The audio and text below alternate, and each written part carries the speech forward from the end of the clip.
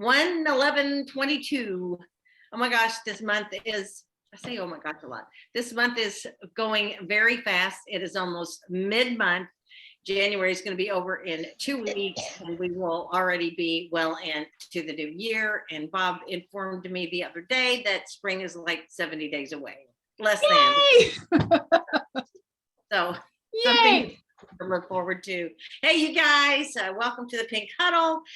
Susan has asked me to do my due diligence and to say a prayer tonight, and I'm glad to do that. So if you guys will just bow, reach out across the miles. Lord, so much for bringing us all together, for our friendships, our support, our love for one another, and our business, and the fact that we are just sisters, and that we love to join together to lift each other up and to lift others up, and that Mary Kay created a business that gives us that. I want to say a special little prayer for my puppy dog tonight. Thelma is in the pet hospital. I know she's going to be just fine. The doctor's just keeping her overnight to observe her, but this is the first night she's been away from home for 18 months. And I know God's got her in his hands, his healing hands, and that she's going to come home and be ready for a dietary change. So thank you, God, for watching over her, for watching over all of our friends and families, for bringing us together tonight. Open our hearts, our minds, and let us hear something or share something that we need. Amen. Amen. Beautiful. Beautiful. Okay, well, welcome everybody. We're just thrilled to see you tonight. We've got a really special video that we're going to share with you. Okay, let's let Nora in. And once Nora's in, I want to give some special recognition to Nora, because she is number 35 in the Diamond Go Give Court of Sales. Congratulations, Nora. We're cheering for you. Thank you. Thank you. Number 35. I mean, like, already. It's January. I know. You can be the queen by June. I think it's time for you to be the queen. Don't you think? You know, it's funny, because that was one of the things I got out of this weekend was that Ignite. From Ignite. That was like, you know what? Court of Sales is not my goal. It can't be my goal anymore. I need to up my game. So I love that. Top 10. Here we go.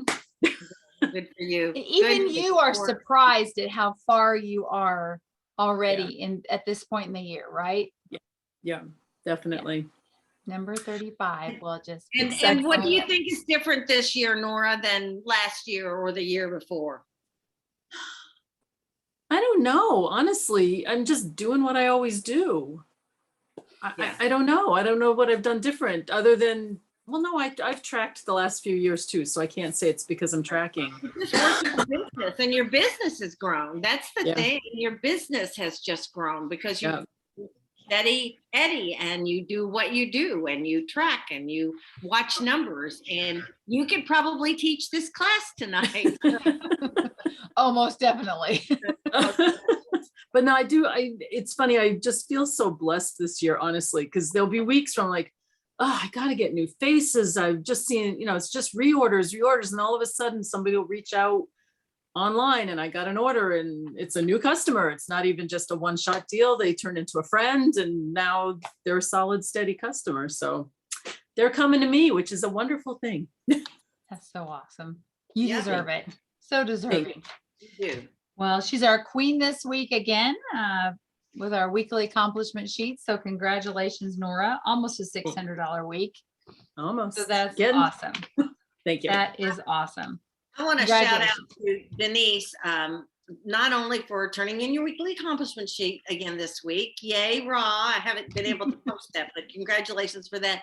But Denise is stepping out of her comfort zone in a big way, and she's doing online Facebook Live videos with clients. And she just did her first one this past Sunday. It was 30 minutes. It was fun.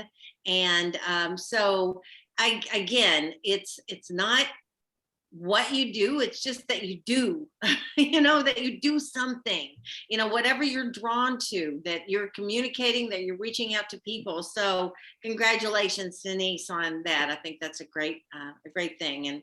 And you will be a blessing to many, I'm sure. Just putting your beautiful face out there. Good for you. Who Good else for has you. something to crow about, something exciting going on in your business that you would like to share? Or even a prayer request? Anybody? Betty? Betty.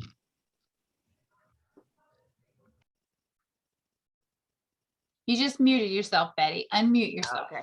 There you I go. like to ask prayer for myself and for my husband. We both have COVID, but his is even worse than mine. So you do now have it, Betty? I know you said that Doug had it. So you, daggone it, that was something he didn't have to share with you. I know it. We've been trying to stay away from each other, but I guess it's can't do You're it. irresistible. Right. You know, you're definitely lifting prayers, and you know, I feel this more and more through this thing. We're all going to have it at some point. If you haven't had it yet, you will have it. How many people have had it? Who's on here? Susan has, I have, Denise has, Betty has, Tanya has. So again, the majority of us on here, and you know, just take care of yourself now and during, and you'll be fine for the most part. I mean, again, it's a scary thing when we hear about it or have it, but and everybody's got a different. I know Doug's really struggling. I know you said that last week, Betty, that he's really had a hard time with it. And I'm just praying that he gets through that and that you get to the other side and you guys will rejoice that you made it to the end and be another part of the COVID family. Lord. Anyway, so yes, prayers for Betty and Doug. Anybody else? Something to share, something to pray about? My mom called me today and she is 82 and she has COVID. And she has had COVID. She's been vaccinated. She's been boosted and now she has it again. So she said, she goes, honestly, I just feel like I have a bad cold. But keep Joanne Keel in your prayers because she's For sure, for sure. You know, so thank you. Craziness. Well, you guys, we thought tonight there would be one of the great topics of all time, one that we can always revisit over and over again. And it's got the word time in it. It's about time management. And, you know, I want to share something, Susan, if you don't mind, real quick. Sure. I was kind of looking up some of my past classes on time management from either career conferences or something that I've taught. I keep everything. I don't know if you've got a notes section in your phone. I know if you've got an iPhone, you do, but if you don't, I'm sure Android phones have them as well. I keep every kind of notes in there, notes for meetings, notes when, you know, so that you can pull those things up. So one of the things that I read when I was just saying, you know, what have I taught before? What are some profound things about time management?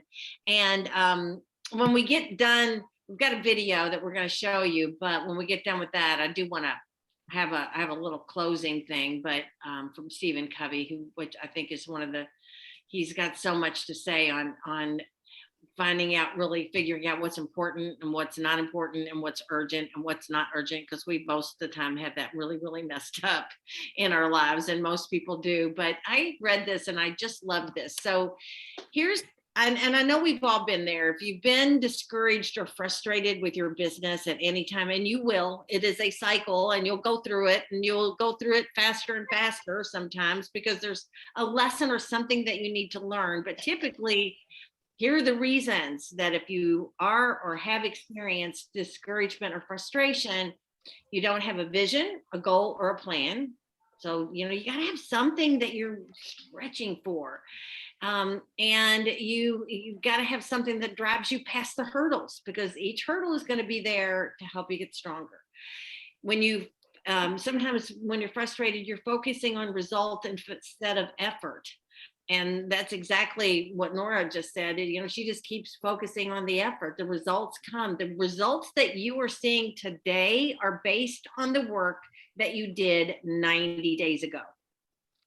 And I'm going to say that again. The results that you're seeing today are based on the work you did 90 or 90 plus days ago.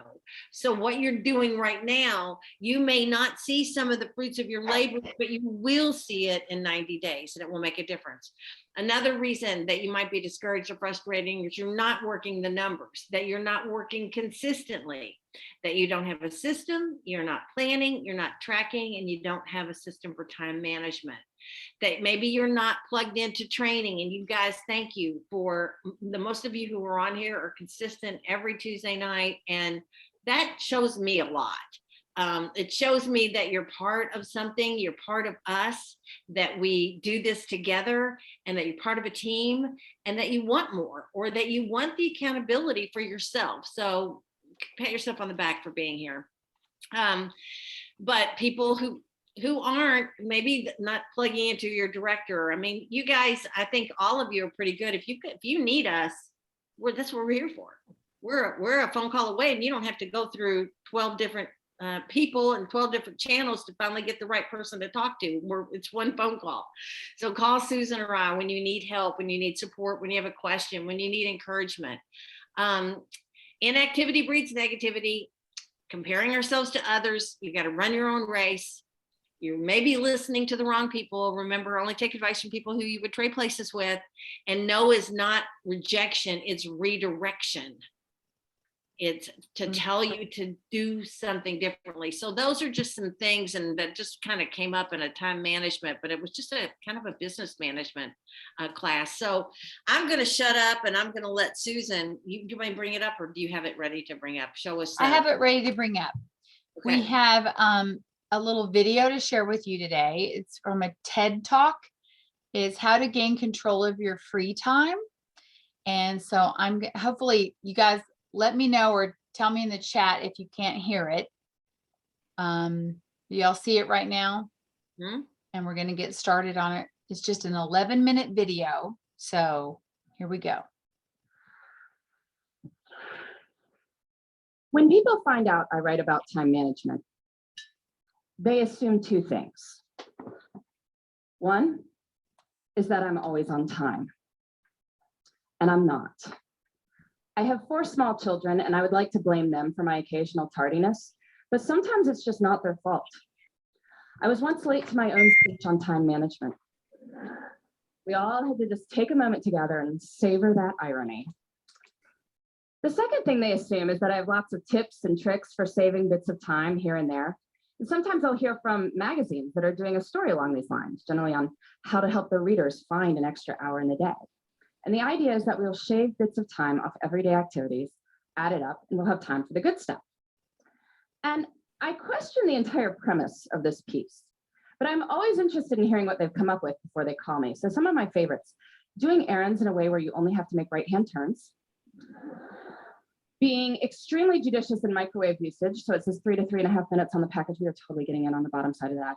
And my personal favorite, which makes sense on some level, is to DVR your favorite shows so you can fast forward through the commercials.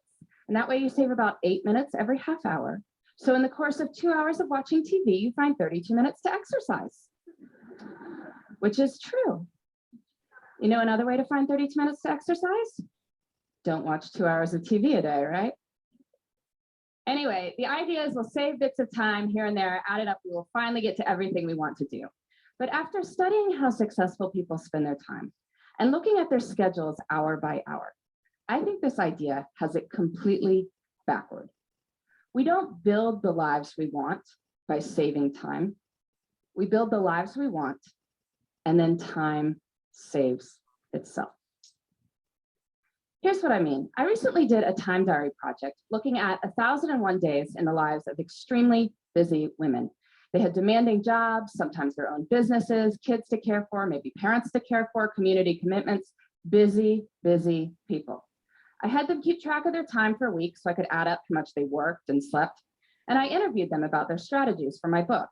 One of the women whose time log I studied, she goes out for a Wednesday night for something. She comes home to find that her water heater has broken, and there is now water all over her basement. If you've ever had anything like this happen to you, you know it is a hugely damaging, frightening, sopping mess. So she's dealing with the immediate aftermath that night. Next day, she's got plumbers coming in. Day after that, professional cleaning crew dealing with the ruined carpet. All this is being recorded on her time log, winds up taking 7 hours of her week. 7 hours. That's like finding an extra hour in the day. But I'm sure if you had asked her at the start of the week, could you find 7 hours to train for a triathlon? Could you find 7 hours to mentor 7 worthy people? I'm sure she would have said what most of us would have said, which is no. Can't you see how busy I am? Yet when she had to find 7 hours because there is water all over her basement, she found 7 hours. And what this shows us is that time is highly elastic. We cannot make more time, but time will stretch to accommodate what we choose to put into it. And so the key to time management is treating our priorities as the equivalent of that broken water heater. And to get at this, I like to use some language from one of the busiest people I ever interviewed. By busy, I mean she was running a small business with 12 people on the payroll.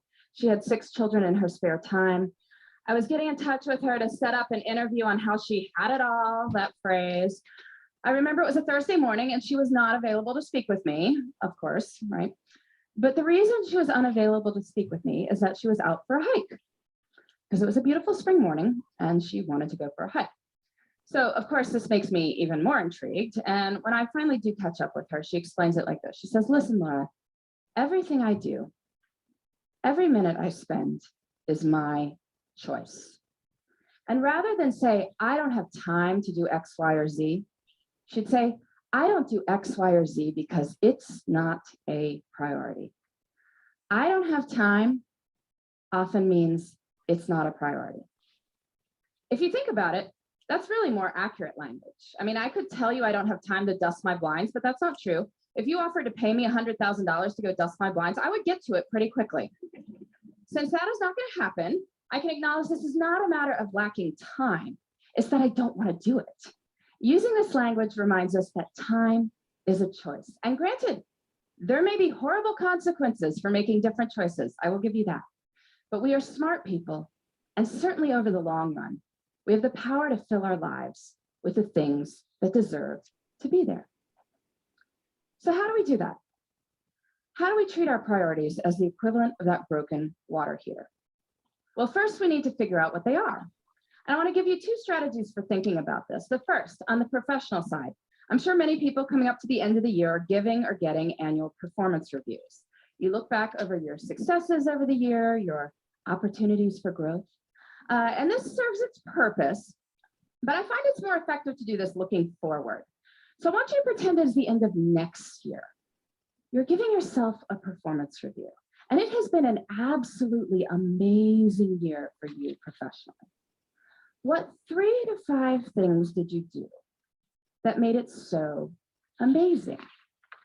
So you can write next year's performance review now.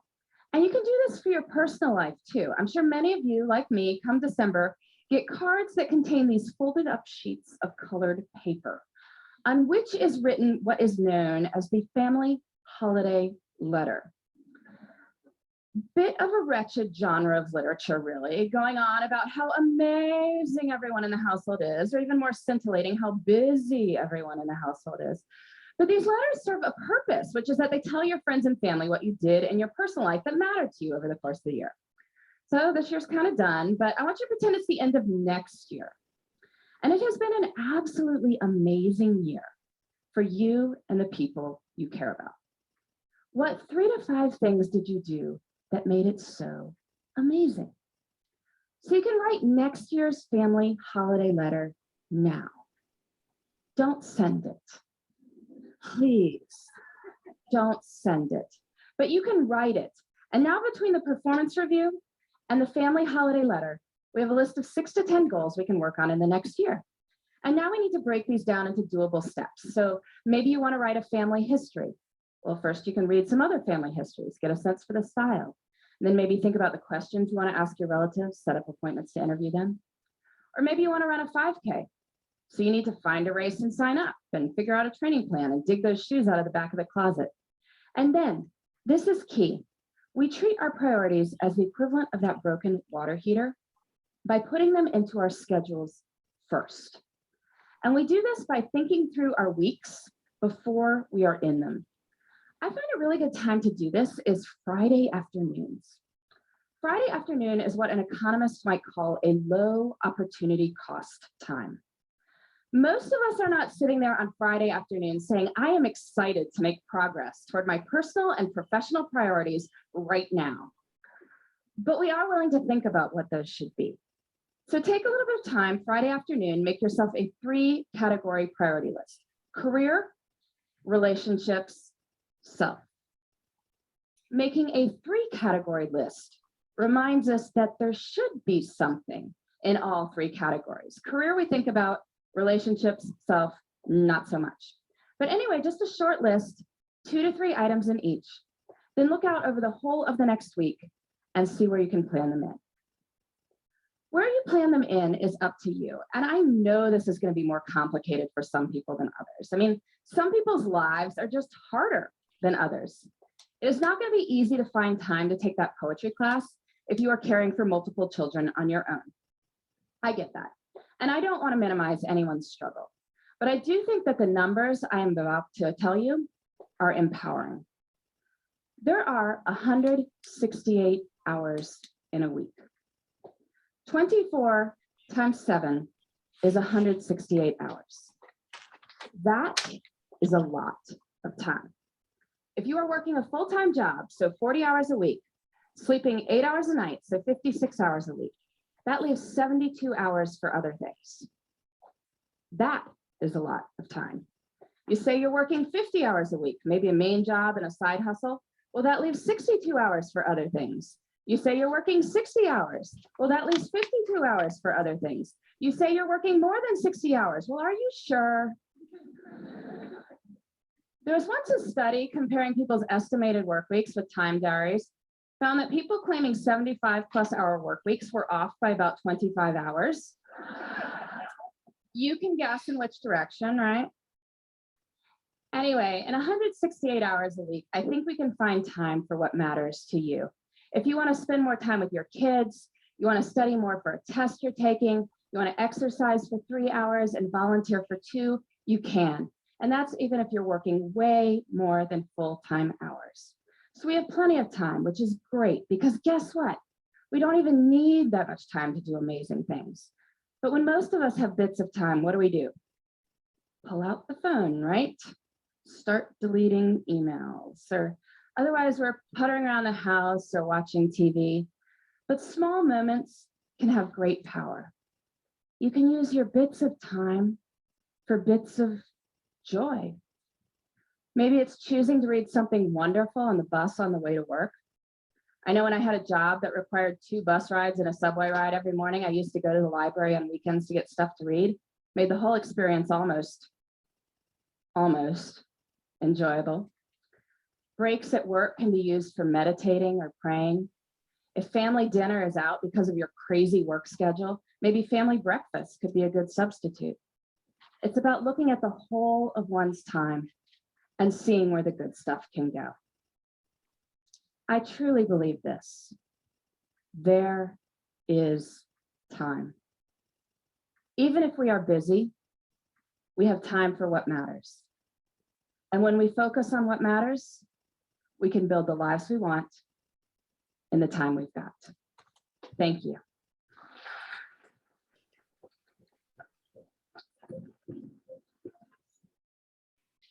Wow, that was really good. Let me make sure okay, hold on. Oh, let me cut that off. Okay, now where am I? Lovely music. Well, while you're figuring that out, I'll throw my 2 cents worth into this.